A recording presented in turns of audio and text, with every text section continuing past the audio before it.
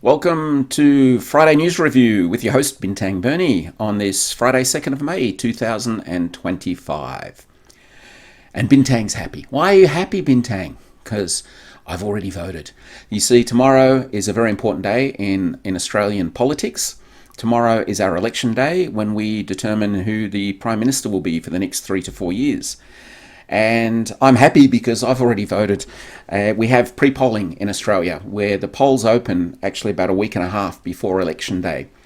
And this allows people who can't get to the polls on election day, such as shift workers or people who are travelling, to go and vote early. And it also spreads out the weight of actual people turning up to vote, which is important. I'm very interested to know actually in America if they have a similar system, because you often hear of Americans complaining that they couldn't get to the polls on election day or the polls closed while they were lined up outside.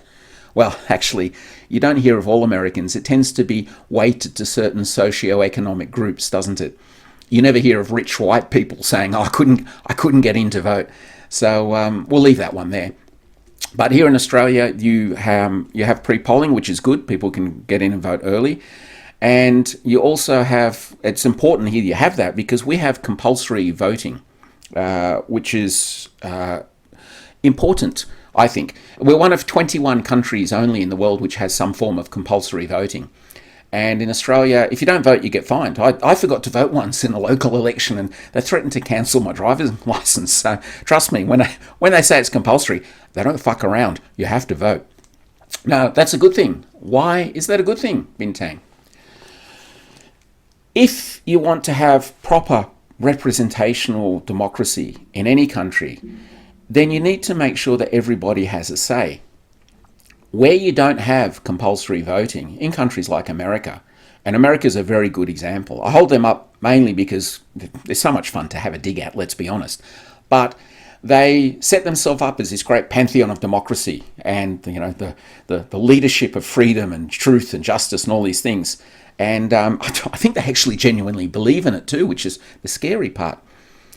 But where you don't have compulsory voting, what you tend to get then is people only go to the polls and make the effort who have vested interests. So what that does is it tends to skew the electoral result towards extremism. You get people who are determined on one side to have a say or have very strong views. So you do get this skewing between left and right, or in America's case, between right, and extreme right, and neo-Nazism.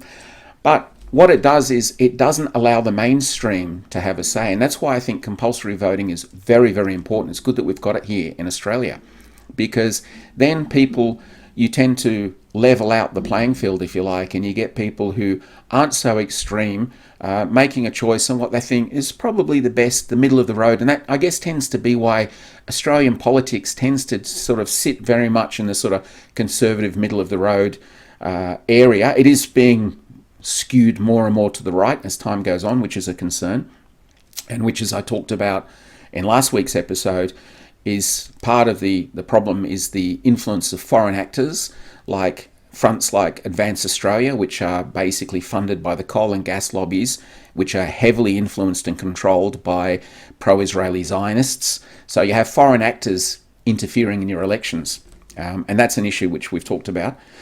But it is important that everybody votes and everybody has a say, and then the government can truly say that it represents the majority of the populace, the people's will, which is how democracy is supposed to work.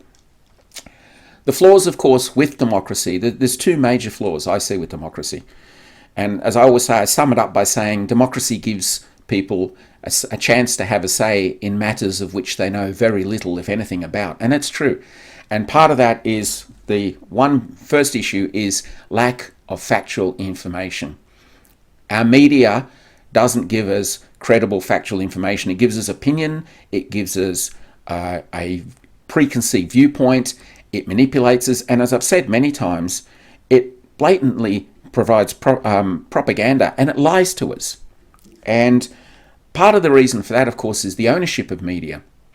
Look in America, Jeff Bezos has bought the New York Times. Now, the New York Times used to be a fiercely investigative, factual publication. They employed Seymour Hersh, for Christ's sake. This was an organisation which was prepared to hold the government to account, one of the key fundamental principles required in a functioning democracy. Now you've got a guy who basically is really good at packing things in boxes, determining what Americans should hear, see and listen to and what they should believe. Not exactly a prerequisite for determining effective media control, is it? I was a good box packer, now I'm in charge of what you say and what you think. So that's a concern, and it's important that we have good independent media in this country, and we do have some great ones like Michael West Media, and there's some great international ones like the Grey Zone, which I've promoted endlessly on this program because I believe people need to see these things and learn facts. The other thing that concerns me about our electoral process is that people don't understand how it works. And in Australia, we have, as well as compulsory voting, we have representational voting. What we have is we're one of 130 countries. There's 130 countries around the world that have some form of proportional voting that we do here. We've got proportional voting. So what that means, getting tongue-tied there, Bintang, just cut to the chase. When you place your vote, if you vote for somebody and they don't get elected, in a first-past-the-post system like they have in the UK or America, your vote then doesn't count because you've lost. It's like a two-up system. You get heads, tails, or you're out. With proportional voting, then what happens is you number your candidates in the order you like them. If your first candidate doesn't get up, your vote goes to the second candidate, and they may get up. Or if they don't get up, it goes to the third candidate and so on. It's listed. In my local seat, there are 6 people running for the lower house. I always advise everyone, go for an independent because you need conflict in government. It sounds crazy, but you do. You need conflict. You need people to challenge the government, to look at legislation and laws. Because remember, these people we put in place, and this is why it always annoys me, people say, oh, I just voted. You're giving people control over your life. These people, they spend vast sums of money. I mean, look, we've just spent, Minister for Self-Importance, Richard Marles, has just spent $1.3 billion buying 200 Tomahawk missiles. To fire at whom, I wonder? We have no enemies. There are no threats in this region. Despite the bullshit of our Prime Minister, Anthony Albanese, recently saying these are the most unsettling times since 1945, I challenge that completely. And of course, unfortunately, we don't have any journalists left in this country, so no one challenges anything. And I would say, no, I would say that this is actually one of the most stable periods in the Indo-Pacific's history. I mean, we had the Vietnam War, we've had the war in Korea, we've had huge conflicts in Southeast Asia. And at the moment, we're in an incredibly stable time, incredibly peaceful time. There is no threat. China is no threat to anyone, to any imbecile who goes on about China being a threat. They're not an expansionist country. They've got no desire to attack us. They're not invading anyone. They haven't bombed anyone lately. I always say to people when they talk about Chinese aggression, I always say, oh yeah, you got to watch those Chinese. I remember them when they were in Afghanistan, and then they went into Iraq, and look what they did to Libya. And people turn around and go, oh no, that wasn't them. That was us. And I go, yeah, exactly. That's my point. Anyway, moving on. So it's important people understand how the democratic system works, and they really don't. And that's why I've been banging on for decades that we should actually teach democracy in schools as a subject. It's the cornerstone of our society. I mean, we go overseas and we fight wars for this thing called democracy. You think we would actually teach people a lot about it. And the best way to do that is when kids go into high school, they should have their own running parliament, and there should be elections throughout the school terms and school year. And the parliament, the kids' parliament, should actually enact laws. Now, obviously, we need to put caveats on that, because I remember being at school, and if I was enacting a law, the first law would be, don't turn up tomorrow, boys. And you'd win the election in a landslide, wouldn't you? But they should be able to enact certain rules and within reason around the school. The reason for that is, 1, it gives them a chance to see how democracy works, how it functions. And 2, it teaches them, more importantly, how democracy impacts on your life. That you're actually putting people in charge of determining things, everything from the price of a house to the groceries to whether you can drive down the wrong side of the road. All of these things are enacted by these people we place in power. They can even determine that our young servicemen and women go off and risk their lives fighting in wars overseas. You know, that's an awesome responsibility that we give these people. And between you and me, I don't trust anyone in the major parties to make that kind of decision.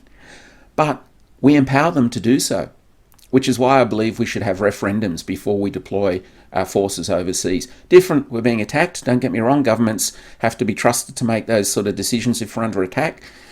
Trusted is a debatable question, but if we're going to deploy troops to operations like Afghanistan and illegal wars like Iraq, where that little bastard war criminal John Howard said he wouldn't listen to the polls when public opinion was against Australians going there, so much for your democracy, we should have referendums.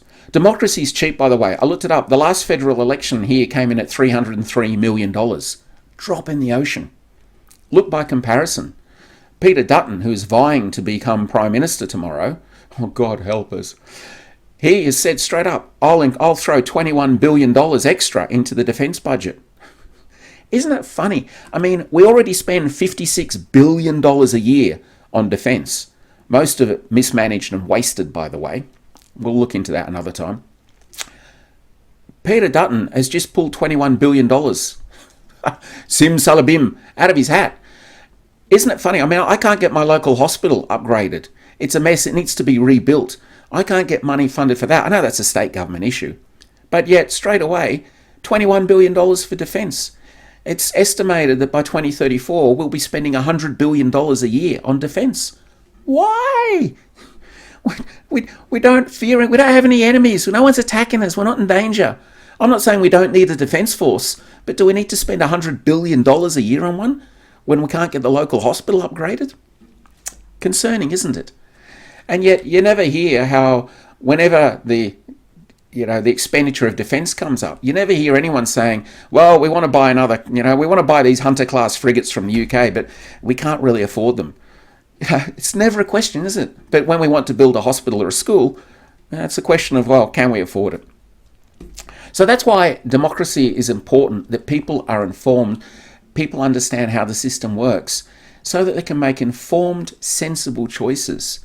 Because these people are going to lord over us for years to come. And as I've always said, without a strong democracy and without a strong media and without the ability to question and hold these people to account, you're not living in a democratic system. You're really living in a limited tenure dictatorship, because these people get elected and then they do as they please. If you can't hold them to account, you have no democracy. And that's why it's important. Several countries have laws enacted where it's illegal to criticise the government. And as I always say, in those countries, that's not democracy. It's you can't be a democracy where you're afraid to speak out against your government. We still have that right, although we do have appalling situations like that dog Mark Dreyfus, who put David McBride in jail for speaking out about what our soldiers were doing in Afghanistan. So we can no longer claim to be the vibrant, powerful democracy that we once were. It's a disgrace. But you need people speaking out like David McBride who are brave enough to do it. Unfortunately, look where it got him. That's what governments want to do. They want to silence dissent. But that's what you need to have a functioning, strong democracy. We need to hold people to account. We need to criticise the government every step of the way. You get idiots like that leader of One Neuron, Pauline Hanson, the woman I describe as with the IQ of a brick and the personality of an unflushed toilet. She's the one who says it's unpatriotic to question us. It is patriotic. It's your patriotic duty to question your government, to hold them to account, to make it difficult for them, because that's how you make effective government work. And that's why I always say, tomorrow, people, before you vote, think about who you're going to vote for. If there are good independents in your area, vote for them. Now, don't get me wrong. Not every independent is good. I have an independent in my area, so straight away I was interested. All you have to do is pick up the old phone, Google the person, the guy or the party. Turns out the independent in my area, actually was part of the Libertarian Party. Sounds great. I'm all for social liberties. but they're a pro-nuclear. let's irradiate the country mob. So you straight away go, well, he's a bit of a fuckwit. We'll leave him, down the list of preferences, but we'll put him above people like Pauline Hanson's One Neuron Party, who are a bunch of Nazis.